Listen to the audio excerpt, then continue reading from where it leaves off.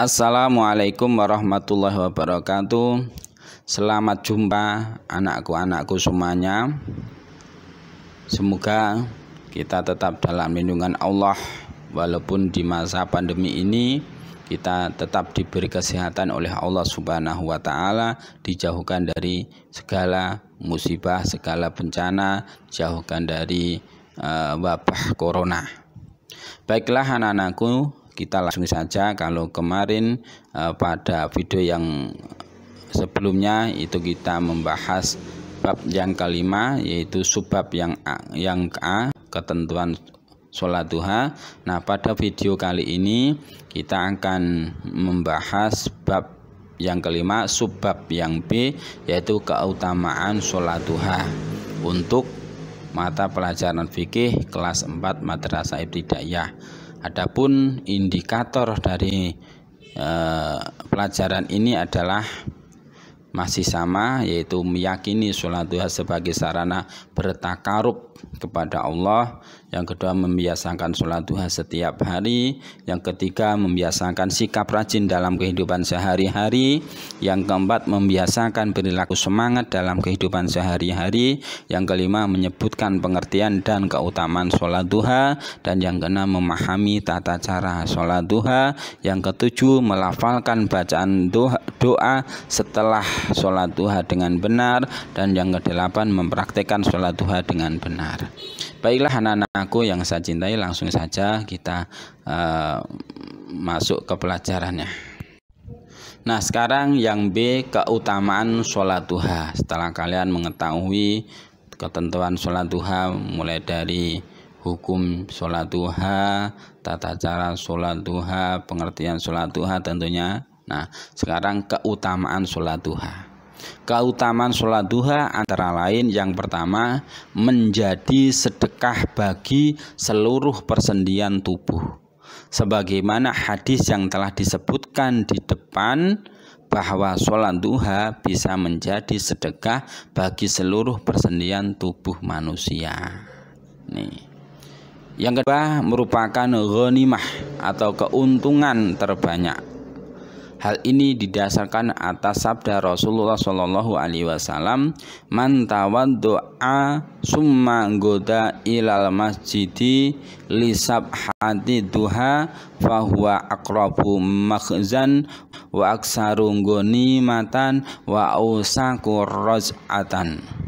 Artinya, barang siapa berwudu kemudian pergi pada waktu pagi ke masjid untuk melaksanakan sholat duha, maka hal itu adalah peperangan yang paling dekat, ghanimah yang paling banyak, dan kembalinya lebih cepat.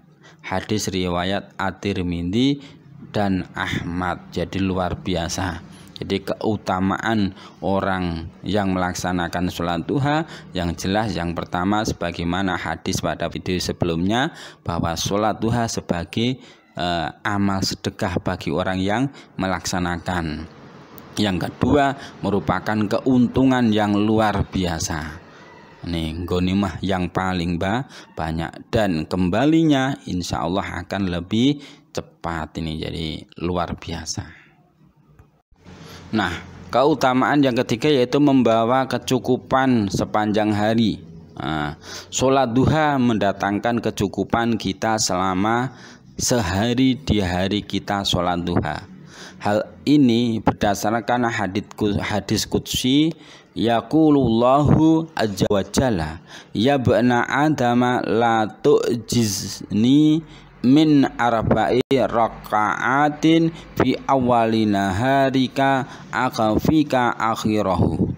Artinya, Allah Azza wa Jalla berfirman, "Wahai anak Adam, janganlah engkau luput dari 4 rakaat di awal harimu.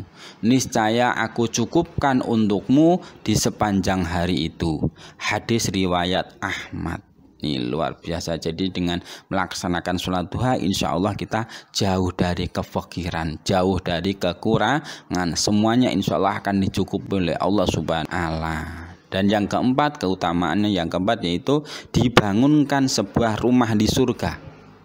bagi orang yang rajin sholat duha, maka akan dibangunkan rumah di surga oleh Allah Subhanahu wa Ta'ala. Hal ini berdasarkan sabda Rasulullah Shallallahu Alaihi Wasallam dari Abu Musa radhiyallahu anhu. Ia berkata bahwa Rasulullah Shallallahu Alaihi Wasallam bersabda, "Man sholat duha arba'an wa qoblal ula arba'an bunya lahu biha baitun fil jannati." Siapa yang sholat duha 4 rakaat dan sholat sebelum duhur 4 rakaat, maka dibangunkan baginya rumah di surga. Hadis riwayat At-Tabrani. Ini luar biasa. Jadi kalau orang ada waktu yang longgar, bahkan nggak longgar pun nggak mau melaksanakan sholat duha, termasuk orang yang rugi. Ya, ini akan dikasih yaitu kecukupan oleh Allah masalah rezekinya tentunya, bahkan dibangunkan rumah di surga. Ini luar biasanya keutamaan sholat duha. Nah, keutamaan yang nomor 5, mendapat pahala haji dan umroh yang sempurna.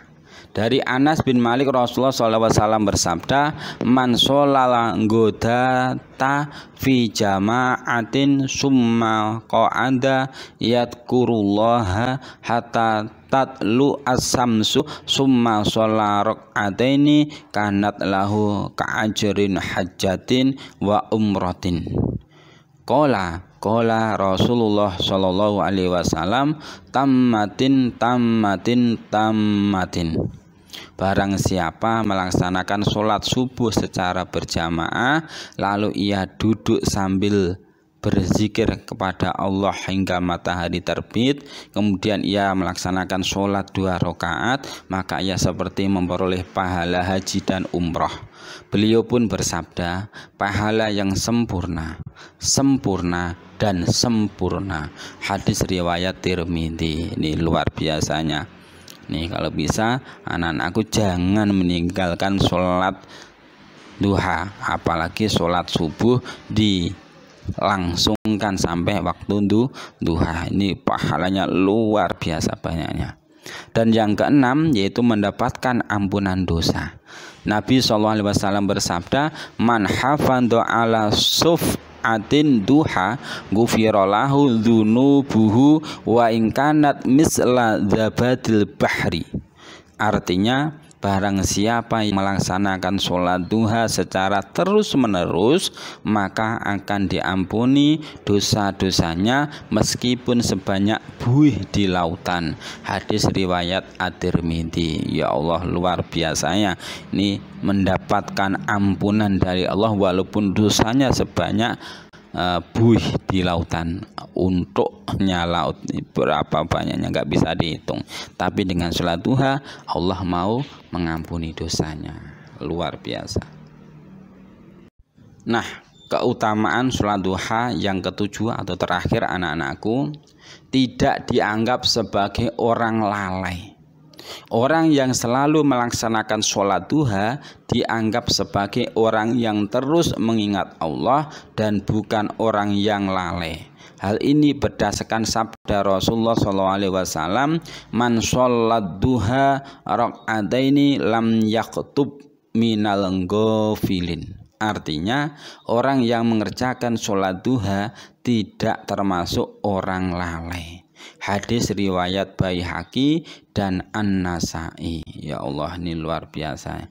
Sama halnya orang tersebut menjaga keimanan kepada Allah Subhanahu wa Ta'ala. Ini adalah keutamaan melaksanakan sholat duha. Nah, anak-anakku yang saya cintai, setelah kita mempelajari bagaimana keutamaan sholat duha, ya, maka kita dapat menyimpulkan atau merangkum dari pelajaran ini, yaitu keutamaan sholat duha antara lain menjadi sedekah bagi seluruh persendian tubuh, merupakan ghanimah atau keuntungan terbesar, membawa kecukupan sepanjang hari, dibangunkan sebuah rumah di surga, mendapat pahala haji dan umroh yang sempurna, mendapatkan ampunan dosa, serta tidak ditulis sebagai orang yang lalai. Ini luar biasanya. Jadi keutamaan melaksanakan sholat duha ini banyak sekali. Jadi anak-anakku yang saya cintai, usahakan walaupun minimal 2 rakaat, mari kita laksanakan sholat duha biar kita mendapatkan keutamaan yang begitu banyaknya. Anak-anakku yang saya banggakan, setelah kita mempelajari dan dapat menyimpulkan, nah coba sekarang kalian mencoba berlatih. Ini jawab kira-kira gimana pendapat kalian. Nah, ini bisa sesuai dengan perintah Bapak dan Ibu guru.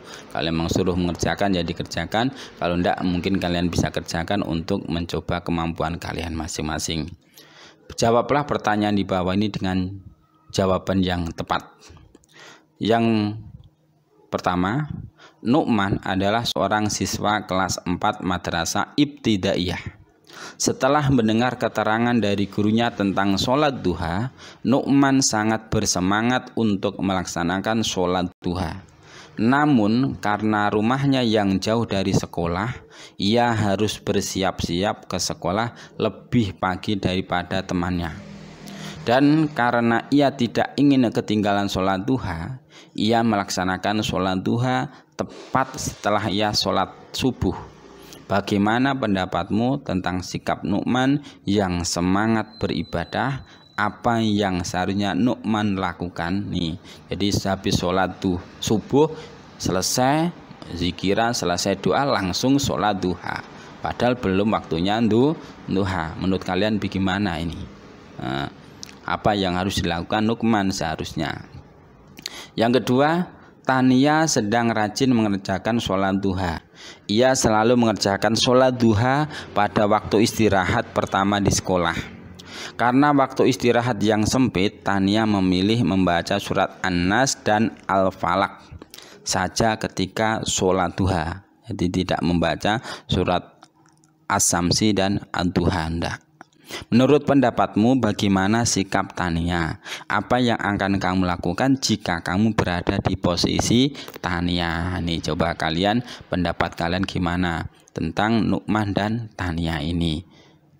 Demikian anak-anakku yang dapat saya sampaikan pada video kali ini. Semoga ini bermanfaat, semoga ini dapat membantu kalian belajar di rumah.